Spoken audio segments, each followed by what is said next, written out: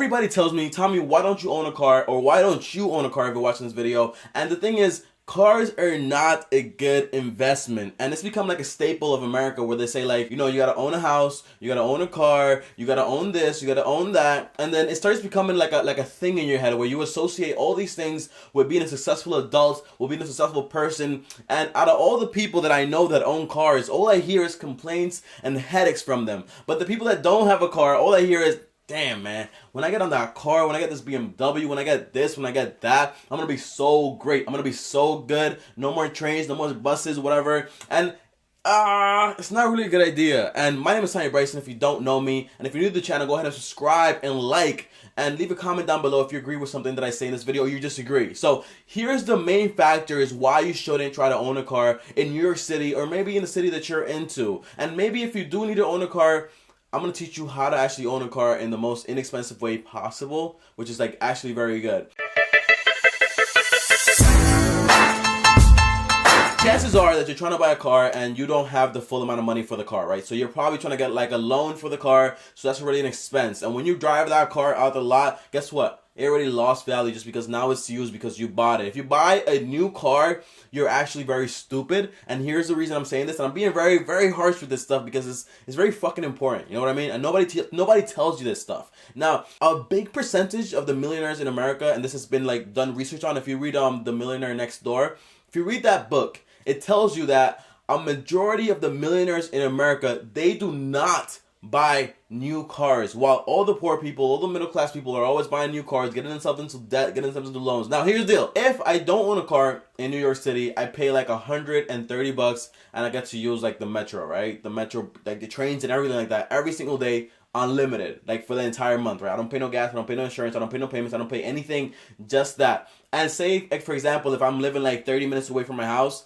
and if I'm living 30 minutes away from my house, where the hell am I living, right? But if I work like 30 minutes away from my house, I can literally take an Uber every single day for like an Uber pool or whatever for like $5-10 bucks.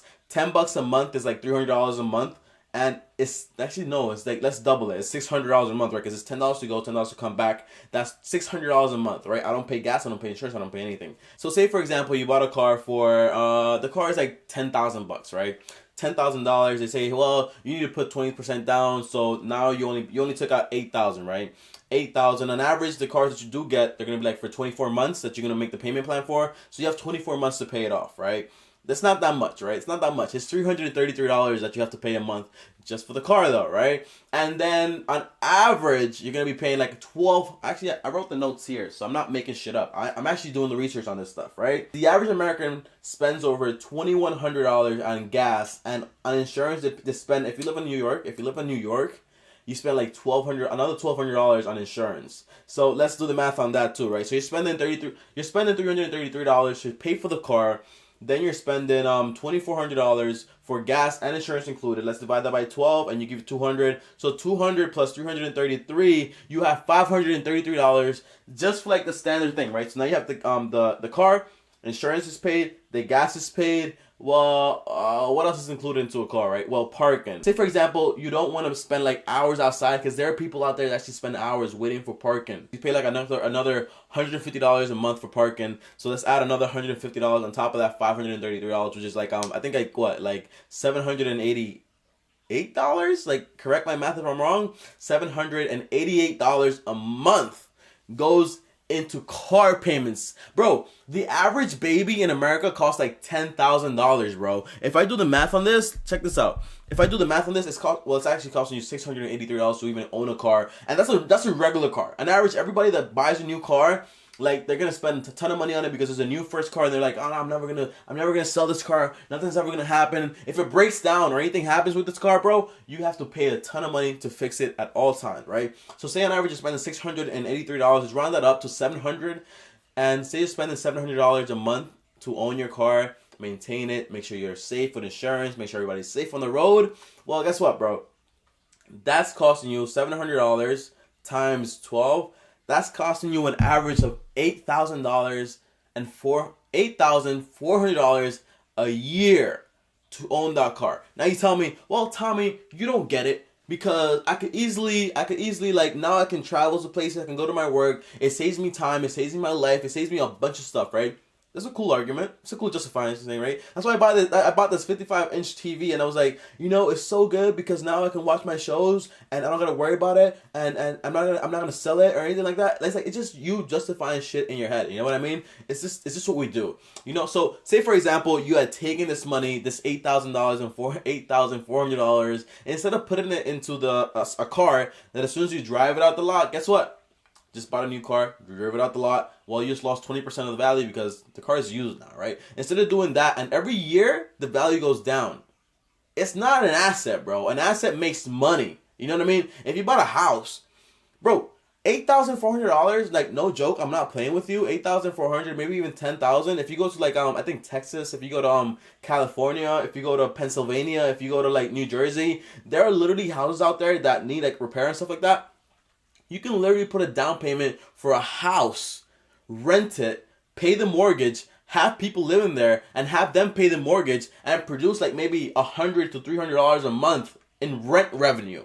That's an asset. That's making you money back. A car isn't doing that whatsoever. So if you're still super lazy and you don't know anything about real estate or you don't know anything about anything, if you had said, all right, so if instead of spending $8,400 for like the rest of my life, I have like at least like 65 years left on this earth, because the average person dies at 85. Very morbid. Don't care. It's the truth, right? So say 65 years and I'm paying, this is fucking crazy. This is a lot of money, guys. You don't see it, but this is a lot of money. If I were to put this money, so let's just do like a solid math, right? So $8,400 on average, right? But if I don't have any accidents, if I'm perfect and my insurance never goes up, and which doesn't make sense because on average, the price of gas and all those things are going to keep going up. But I'm just being conservative here. So say 8,400 times another 65 years that I'm going to live on this earth, maybe. That's $546,000 in your lifetime that you just spent on a car to get from place A to place B. And it doesn't make any sense, right? But if, say, for example, you had instead put this money into like the stock market or like into real estate or into doing any of these like asset producing things, like, like things that produce money, residual income. So like when you're like old or even like when you're in your 40s and your 30s, like you can be like, all right, I don't need to work. I'm retired. I don't care about anything, right? If I had put this money into the stock market, say if I put like on average like $8,400 a year into the stock market, let's do some math here. And what I used to like determine like how much the money would make in the stock market on average, which is like 6 to 7, 8% a year.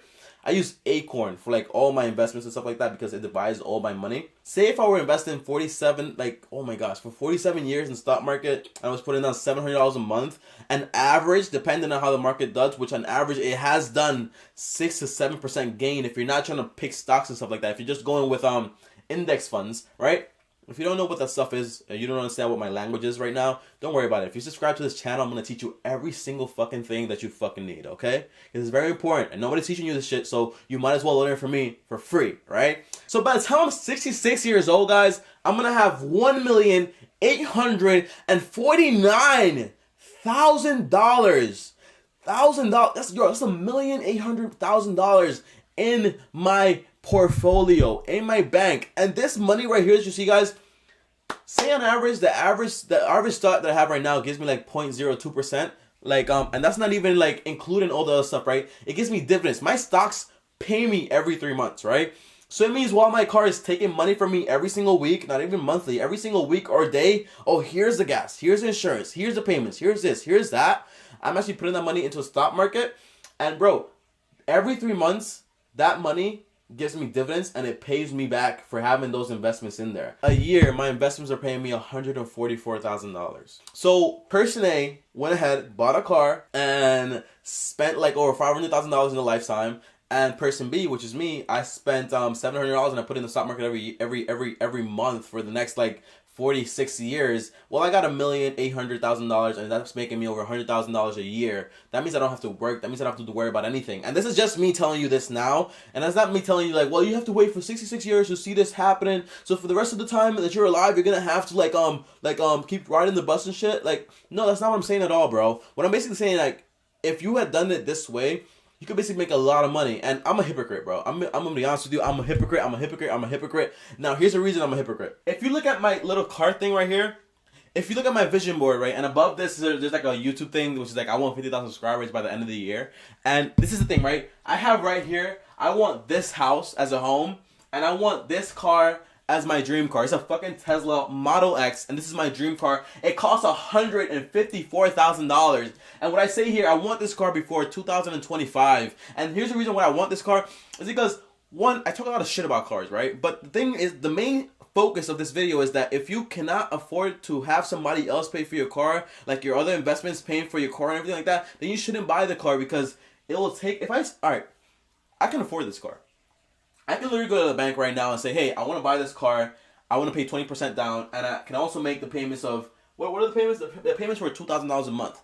But if I'm paying $2,000 a month for this car, that's $2,000 a month I could have put in the stock market or into real estate. And that's the main thing I'm trying to tell you. You can have like real estate, you can have investments paying for this car for you, so it's not actually costing you any money. It's not actually costing you any business. It's not actually costing you anything. And that's my main focus whenever I talk about anything like this. And the reason I want a car, guys, is because, yeah, it's really important, you know what I mean? There's nothing better than being able to go where you want, whenever you want, however you want. That's about all the however things, right?